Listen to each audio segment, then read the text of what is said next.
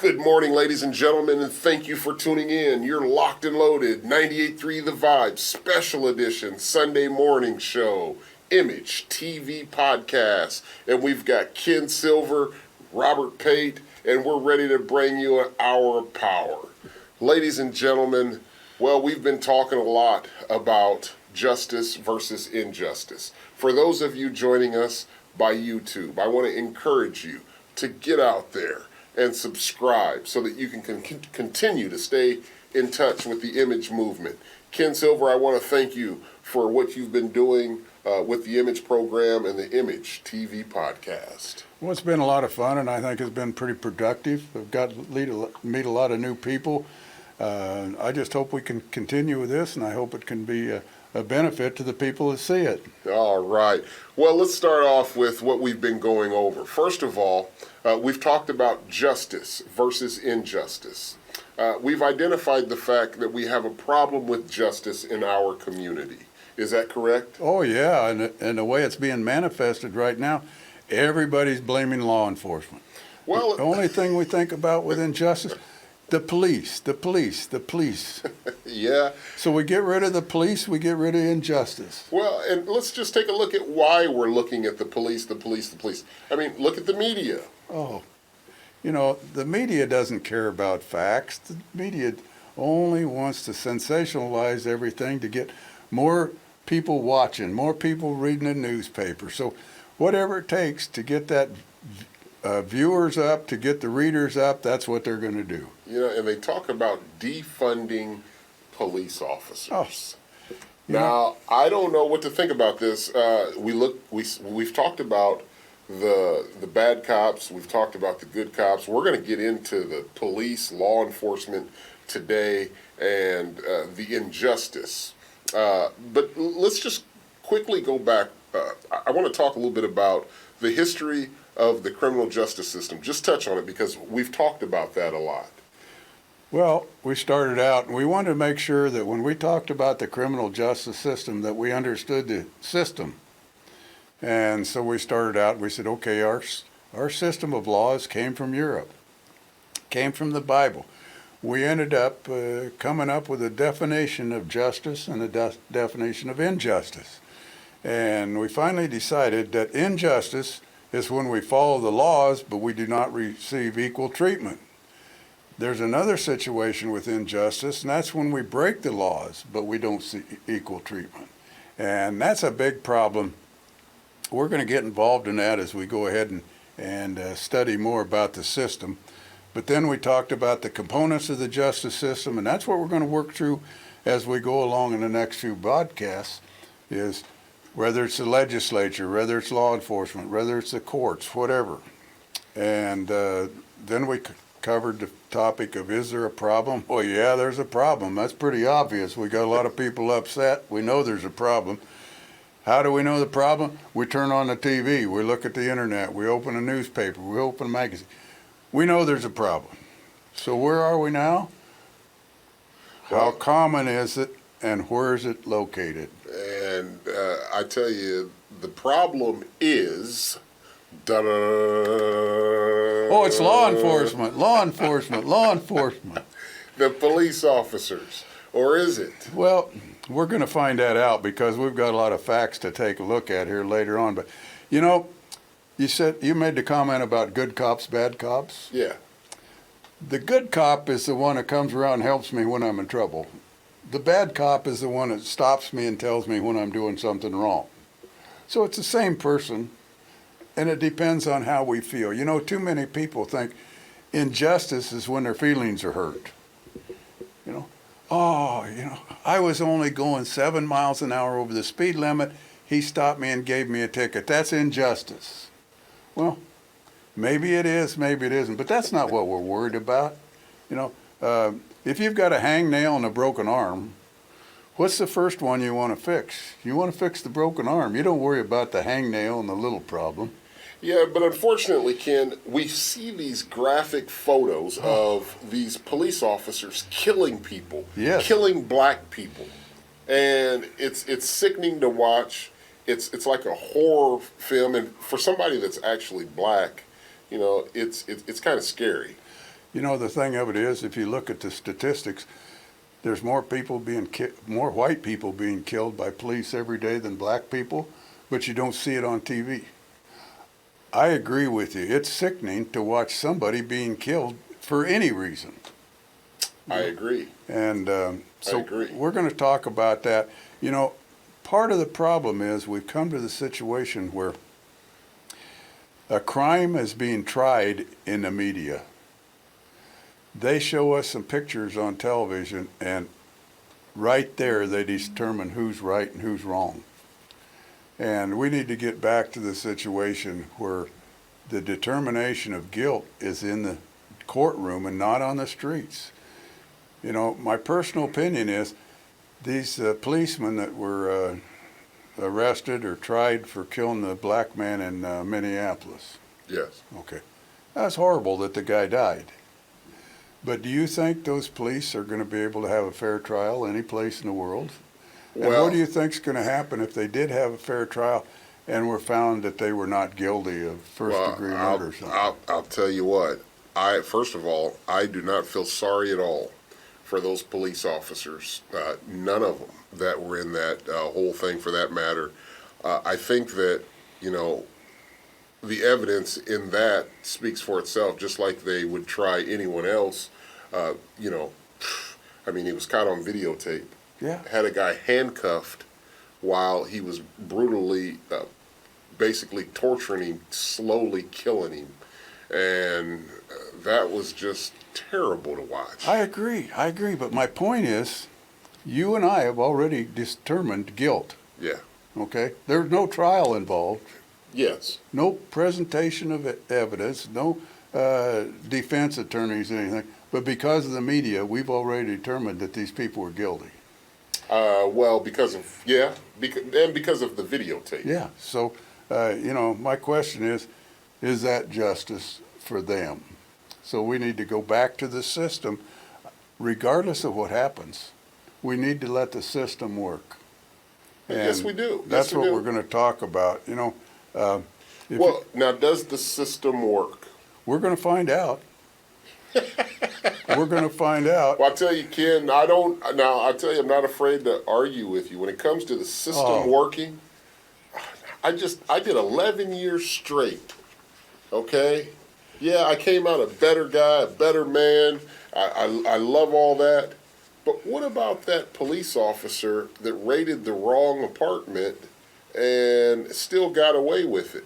Yeah. I mean, as I won the federal case, and then now the state turns around and refiles it, and then there was just not a chance there. I mean, was that justice? Well, what we're going to talk about tonight is justice is related to law enforcement. I agree. Okay.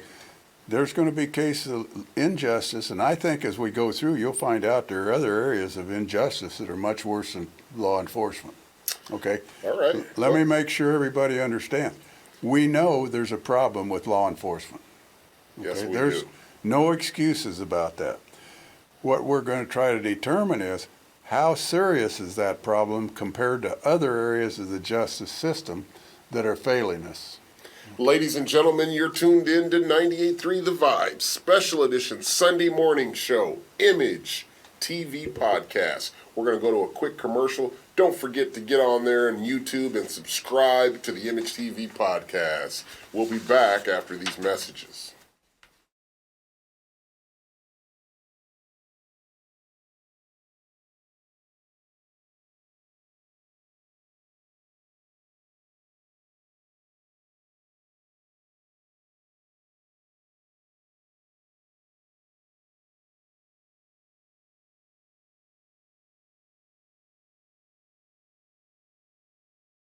We're back, ladies and gentlemen. You're tuned in to the I.M.A.G.E show on 98.3 The Vibe and the I.M.A.G.E TV podcast. This is special edition for all of you out there tuned in all over the country. For those of you watching us by social media, YouTube, those of you watching us by satellite dish, whatever it may be, we want to encourage you to continue to stay tuned to the I.M.A.G.E movement and the I.M.A.G.E TV podcast. Now, Ken, you're going to tell us a little bit about these facts that you were telling me about as it relates to law enforcement. Well, let me just start out with a general statement. And this comes from the U.S. Commission on Civil Rights. And they say, while allegations that some police force is excessive, unjustified, and discriminatory, current data regarding police use of force is insufficient to determine if instances are occurring more frequently. Okay. So when we look at the media, we think, man, all of a sudden this has gotten to be really bad. The truth of the matter is we don't know if it's any worse or any better now than it has been in the past. But I took a look at some of the statistics involved with our law enforcement system across the United States, and I'll just give you a couple examples. There's about 700,000 full-time law enforcement officers in the United States. Okay. Nationwide. In the last 10 years, 85,000 have been accused of misconduct. Okay, now that's 8,500 accusations a year against 700,000 people. Okay, now, wait a minute. I've got a question, okay? How often do you think crimes, or should I say complaints against police officers, are actually reported? Well, right here in Des Moines, Iowa. Yeah. Let's just use Des Moines, Iowa, for example. Okay.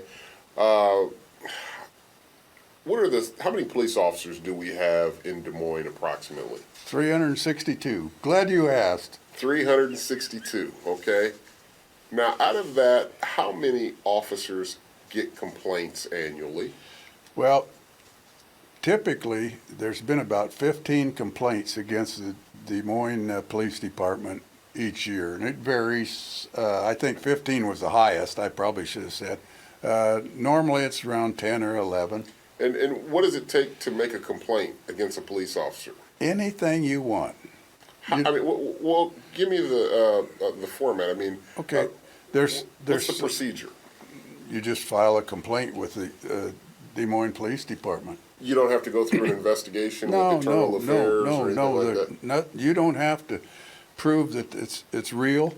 All you have to go down there and say, Officer so-and-so hurt my feelings. He treated me rude. And it's recorded a complaint? Yes. Okay. Now, of those complaints, where I said there's anywhere from between 11 to 15 a year, most of those are minor. Like I said, somebody thinks that their feelings are hurt.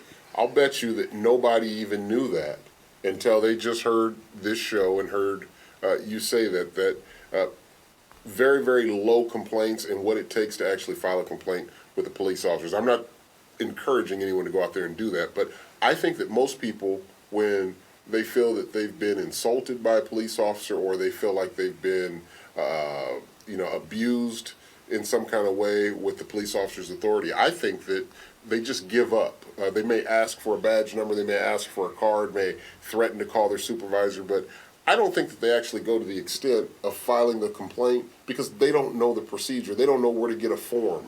Well, I'm not sure. If they don't, I think it's their own fault. The thing that bothers me is there's about anywhere from 3 to 5 serious complaints a year. Okay, now we talk about what I'd call the frivolous complaints, but there are some serious complaints filed each year. And depending on the severity, the Des Moines Police Department will do an investigation themselves. The Department of Criminal Investigation, the Iowa, may do an investigation. But I think the most I ever saw was 1 or 2 complaints that were really valid. And we hear about those. I mean, there was a couple of instances where Des Moines policemen beat up a guy unnecessarily. They ended up not only being terminated from their job, but also ended up with lawsuits and some really serious situations. I mean, we've had some where Des Moines police officers were accused of domestic abuse with their spouse. And so it's not that they go away unpunished. I think that anymore, from what I understand, we may have a lot more complaints than people that have a problem and don't complain. Now, if you look at what happened downtown a few weeks ago, where we had police officers standing there while they were being spit on and water thrown at them and water bottles and so on, and they just stood there. And then when things got out of hand and they arrested people, these people started filing complaints against them that, oh, you're violating our rights and so on. So I think more and more people are not hesitant at all about filing any kind of complaint. But, you know, Well, Ken, I think that, our culture persuades us in different ways. I think that a lot of us are moved in belief by our culture. We talked about how the media does a lot of that, but I also think that our culture does too. tell me more. Well, I think if I'm a black person and I have What?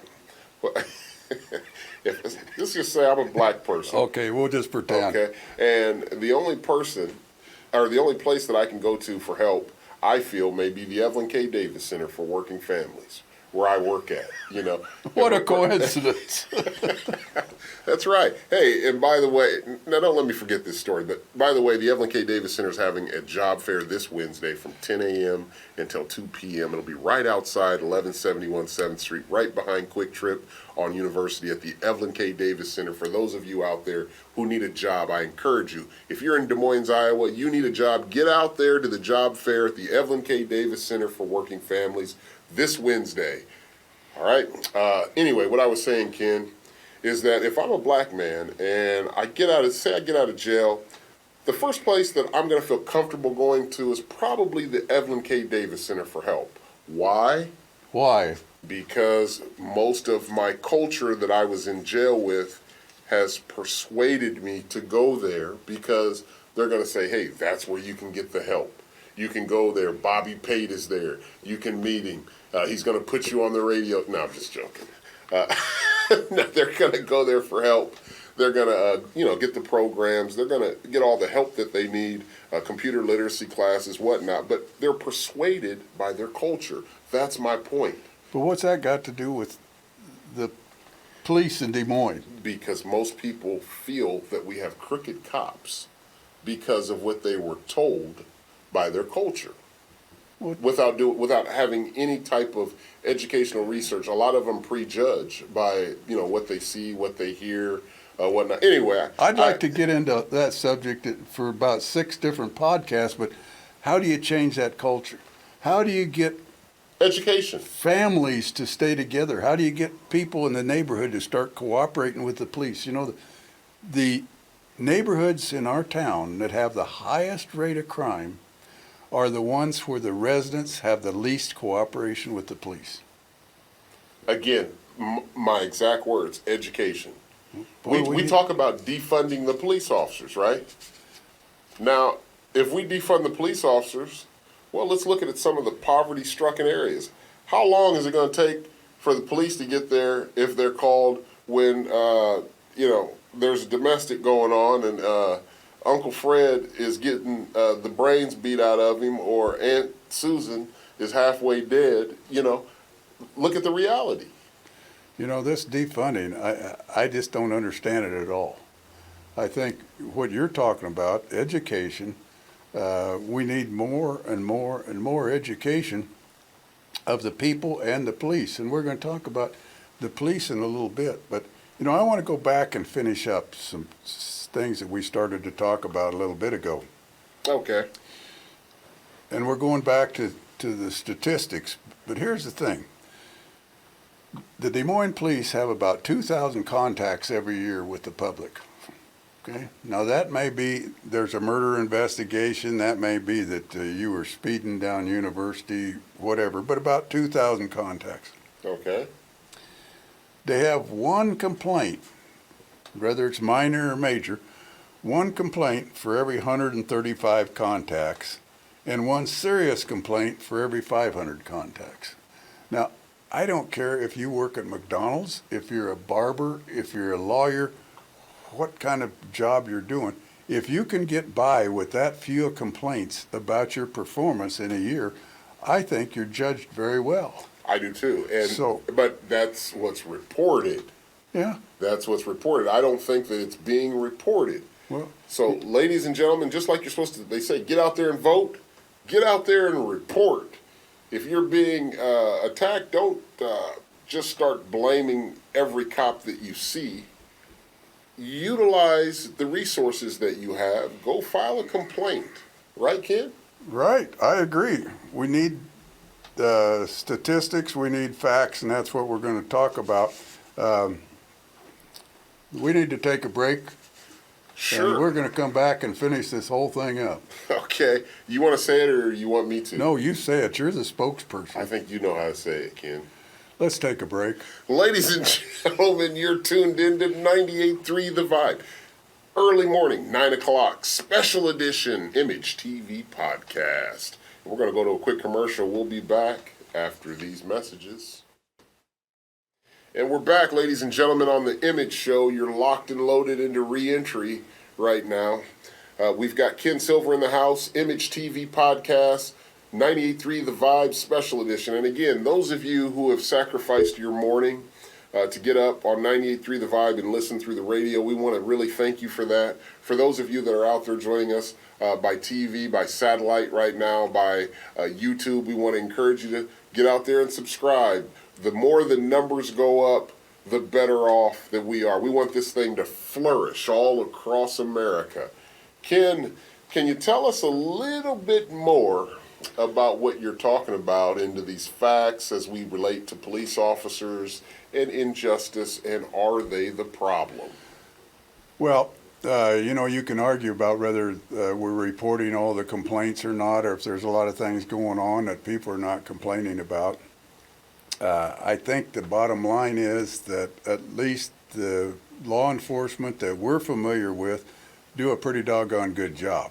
I'm really proud of our Iowa State Patrol. I think those guys are first class. It's the Iowa State Patrol. Now, wait a minute. So we went from Des Moines PD to Iowa State Patrol. Yeah, but we're talking law enforcement. Okay. Okay. All right.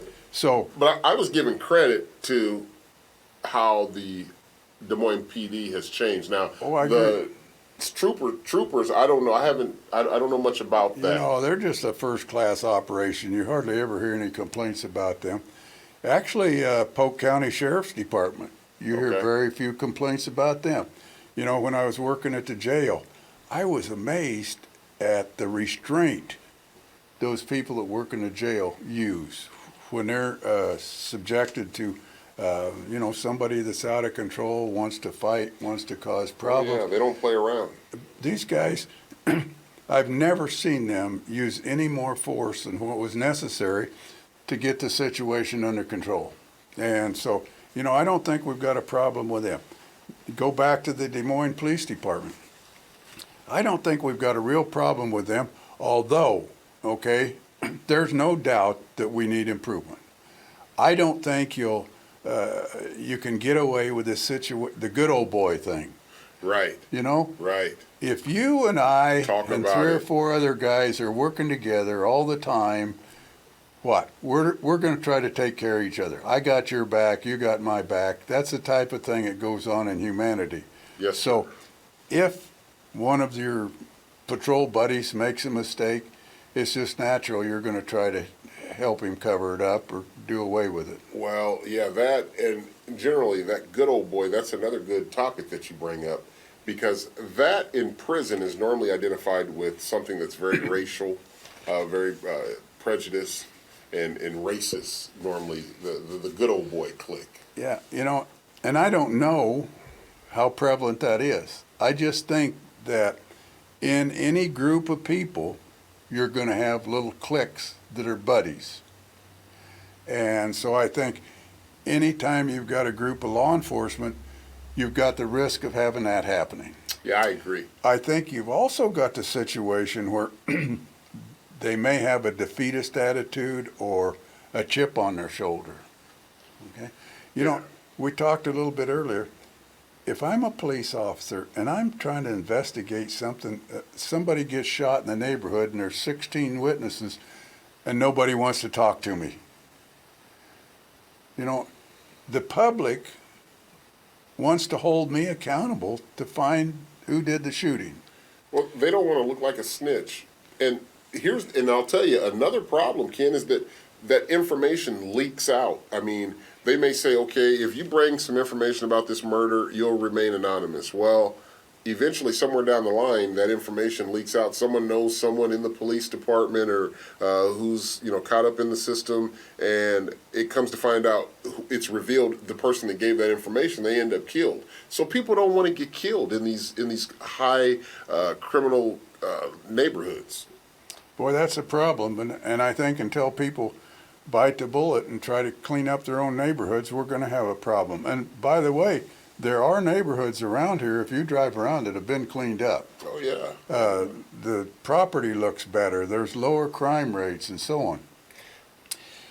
I give a lot of that credit to the I.M.A.G.E program in Des Moines, Iowa. I think that the I.M.A.G.E program has helped clean up and help restore a lot of reentry lives right here in the Des Moines metro area. And I give that credit to who? The Evelyn K. Davis Center for Working Families, because I've been able to just stream them right into the programs and refine them and retune them. Well, I hope that's true. Oh, it is. Well, we're going to wrap this thing up pretty quick, and the thing I want to say is... Oh, we don't got to wrap it up now, Ken. No, we can now. talk about the Evelyn K. Davis Center, man, and keep going on and on, but we've got to talk about the components of our justice system. Well, here's the thing. I want to summarize what we know about law enforcement and injustice. And what I know right now is they're doing a pretty good job, and they could stand to be improved.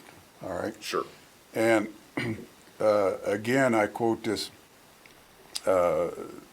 site that I looked up on the internet, and they said, even though law enforcement is not the main cause of injustice, there is still room for improvement. Instead of defunding our law enforcement, the recommendation from the 2020 report for the U.S. Commission on Civil Rights recommends more effective training, more internal accountability, and increased external oversight.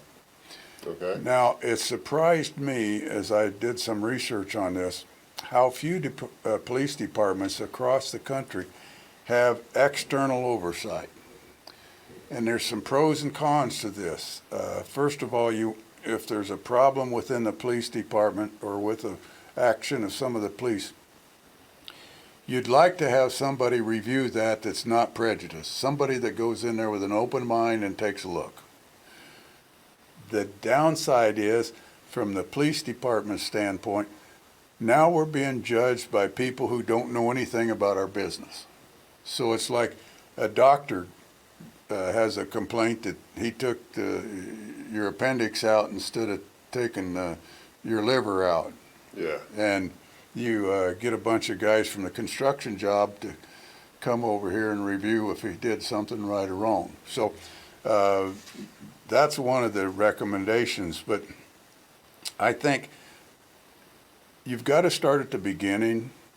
We give these applicants some personality tests, and I think that's very important, and we need to keep doing that and making sure that we've got the right kind of tests and the right kind of people. The other thing is, we've got to be able to respect these people and make that a job that good people want to have. That's got to be an attractive job to people who want to serve.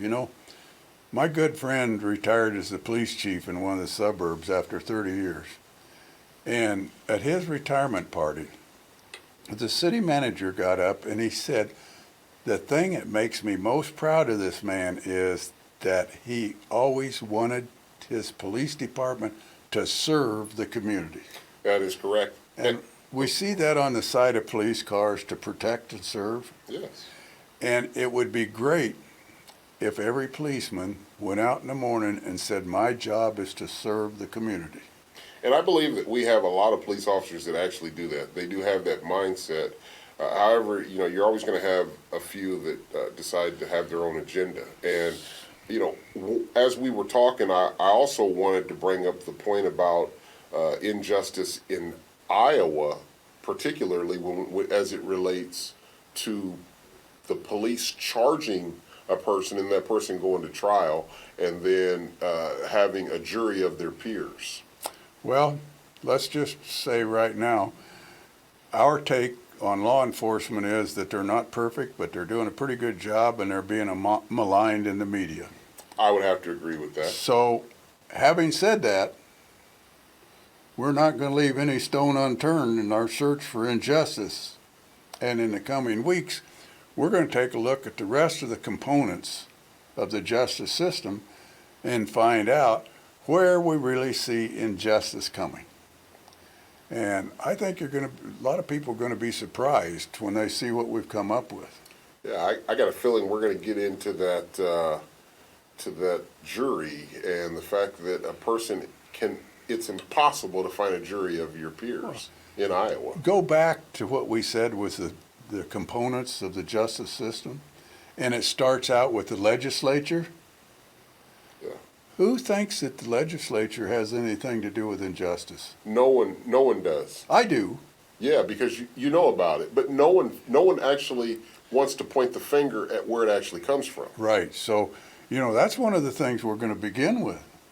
And I think that's one of the things that's going to surprise a lot of people when we get into this and start talking about where the responsibility for injustice lies with all these different components of the system. So, boy, I'm excited.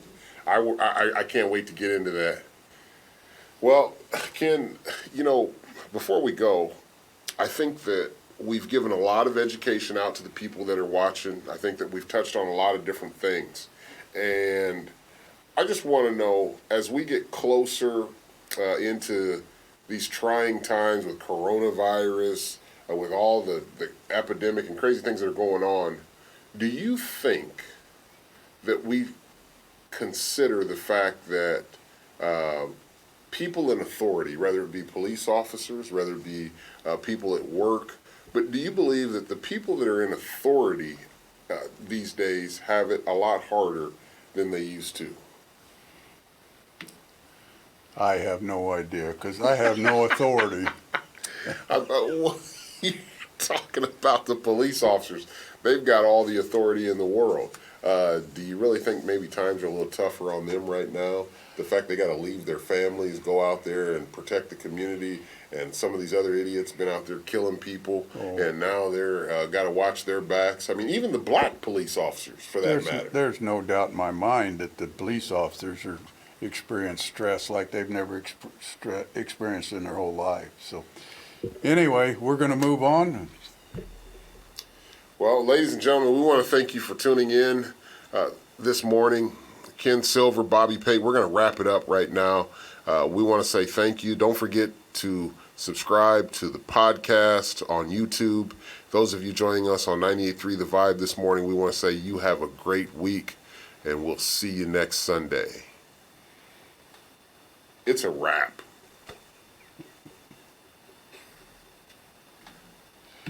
It's a wrap.